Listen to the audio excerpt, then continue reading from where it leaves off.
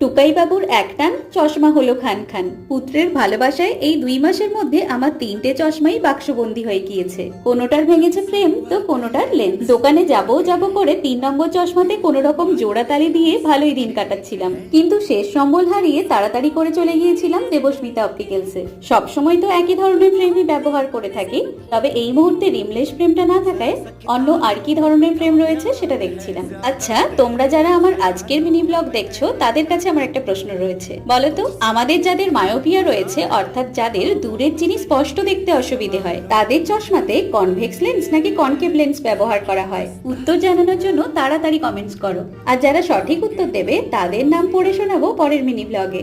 তো এদিকে আমার এতগুলো ফ্রেম দেখার পরেও কোনটা নেব বুঝতে না পেরে আবারও ঠিক আগের মতোই কালো রঙের রিমলেস ফ্রেমই অর্ডার দিয়ে দিলাম। আর আপাতত ভাঙা চশমা থেকে এর লেন্স ওই ফ্রেমে পরিয়ে কয়েকদিনের জন্য নিশ্চিন্ত হলাম।